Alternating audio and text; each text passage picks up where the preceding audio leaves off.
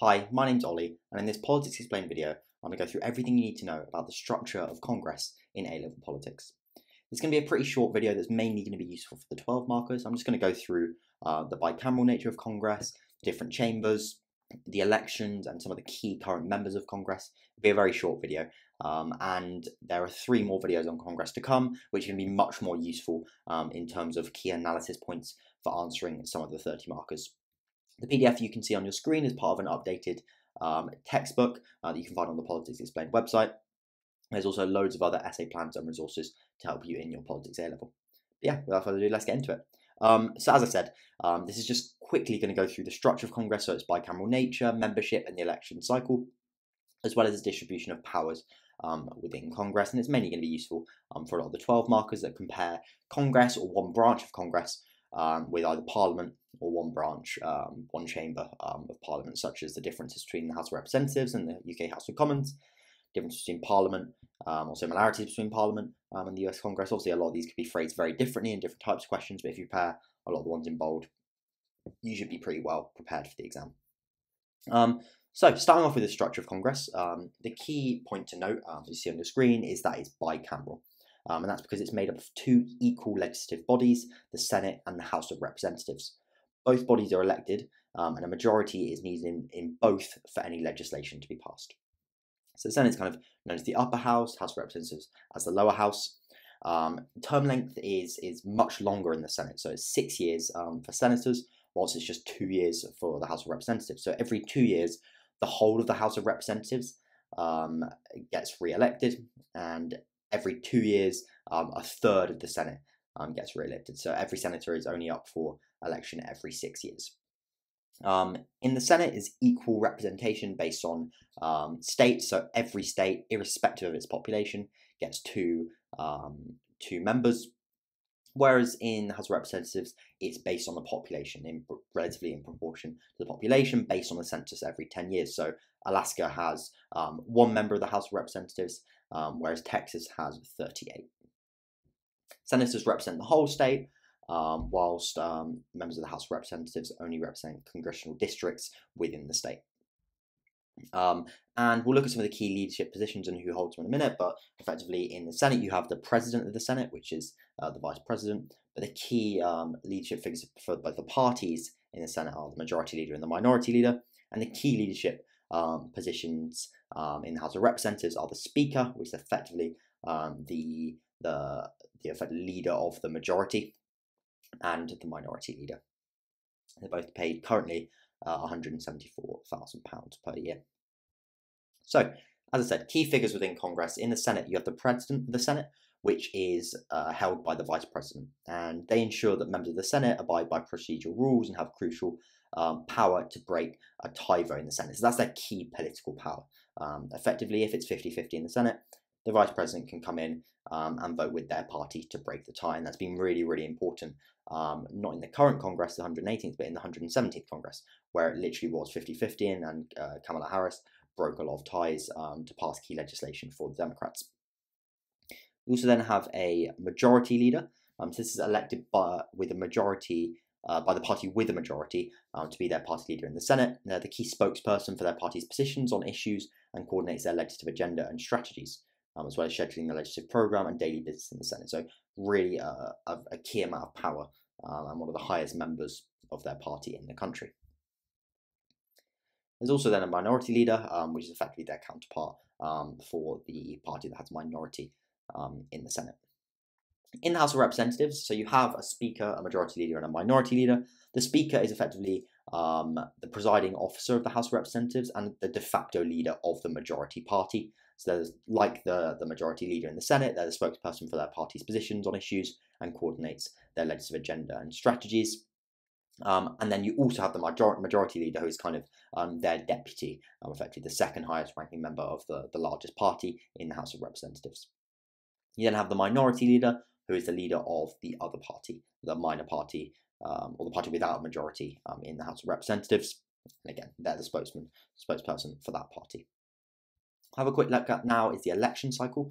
So as I mentioned, kind of there are US elections every 2 years, where the whole of the House of Representatives is elected and a third of the Senate is elected. The President is elected every 4 years, which means that you have kind of two types of elections. You have elections during presidential years, and you have midterms. And just got a quick graph here just to show you when the different elections are. So, for example, in 2016 is when there's a presidential election. House of Representatives and a third of the Senate was up, but the recent midterms were in 2022. And the president obviously isn't up for election, but the House of Representatives and a third of the Senate is.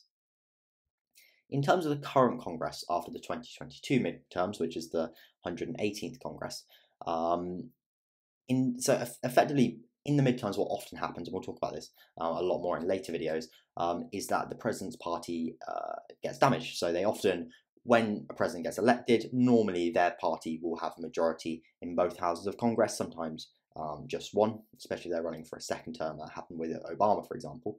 But normally their party will do relatively well during the presidential elections, or their elections when there are presidential elections at the same time. In the midterms, they'll often be damaged, and this was massively expected in 2022. It was expected to be what they were calling a red wave, where the Republicans were expected to come in and regain control over the House of Representatives and the Senate and win a lot of seats. But in large part due to the overturning of Roe v. Wade, this didn't fully materialise. They did regain control of the House of Representatives, they didn't regain control of the Senate, and this was largely driven by the fact that many female voters in particular turned out with the Democrats in protest against the overturning of Roe v. Wade. So currently in the Senate, there are 49 Republicans, 48 Democrats, and 3 independents who vote with the Democrats, including Bernie Sanders. So effectively, the Democrats have a majority of 1, whereas prior to the midterms, it was 50-50 with Kamala Harris having to break the tie. In the House of Representatives, there are 222 Republicans and 213 Democrats, giving the Republicans a majority of 5. So this was actually just straight after the midterms. I think there's actually one member of the Republican Party who may have switched, or so that might be slightly different now. But it's a razor thin majority nonetheless. In terms of current key leadership figures in the Senate, the majority leader is Chuck Schumer, who's been there for a while, and the minority leader is Mitch McConnell. So he's the leader of the Republicans. He's been a key Republican figure in Republican politics, and has had a lot of power for years, either as majority leader or minority leader in the Senate, depending on whether Republicans have a majority. In the House of Representatives, the 2 members are a bit more a bit newer, or quite a bit newer. So Hakeem Jeffries became minority leader at the start of the 118th Congress, replacing long-running leader of the Democrats in the House, Nancy Pelosi, who'd been Speaker or minority leader for over a decade. Mike Johnson only became Speaker in October 2023 after Kevin McCarthy was ousted by the right-wing Trump-supporting wing of the Republican Party. So he's more aligned to Trump.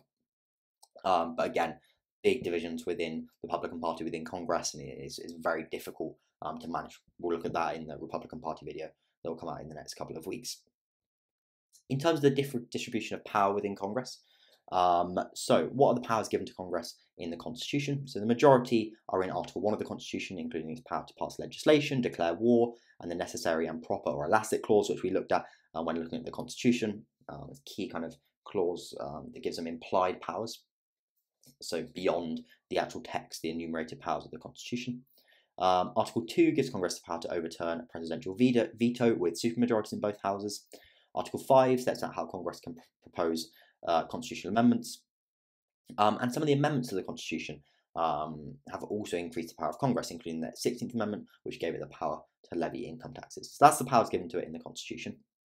What we'll have a look at now is how the Constitution distributes powers between the House of Representatives and the Senate. So in terms of exclusive powers held by the Senate, they can try an impeachment case, so a 2/3 majority is required to convict, which is why no president has ever been convicted. So Trump was impeached twice by the House of Representatives, but never convicted in the Senate. They can ratify treaties, again this requires a 2/3 majority. To elect the vice president, if no candidate has over 50% of the electoral college votes, the Senate elects the vice president, and they have the power to confirm executive appointments, including Supreme Court justices and cabinet members.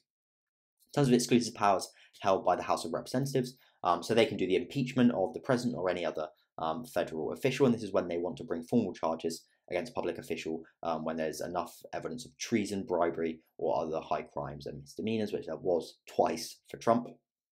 Clinton was impeached in 1998 and Trump has been impeached twice.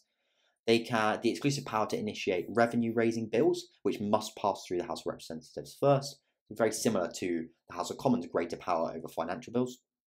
And this was influenced by the fact that the Senate was originally, it says the Senate was the only elected chamber. It's actually the other way around. The House of Representatives was the only elected chamber when the Constitution was drawn up. The Senate was actually unelected. And they also have the power to elect the president if no candidate has over 50% of electoral college votes. So that's when both parties get the exact same, to get 269 electoral college votes, as happened in 1800 and 1824, but hasn't happened since. In terms of the concurrent powers shared by both houses, they both have the power to pass legislation, so all bills have to pass through both the Senate and the House of Representatives. They have the power to override presidential vetoes with a 2/3 majority in both houses, the power to declare war, and if the office of the Vice President becomes vacant, a majority in both the Senate and House of Representatives is needed to confirm the President's new appointment. So these are powers where they're shared between the two parties, as well as the power to initiate constitutional amendments. So they need a 2/3 majority in both houses. Despite them sharing a lot of powers and each having equal legislative power, and each having some significant exclusive powers, the Senate is definitely considered the more prestigious and powerful house.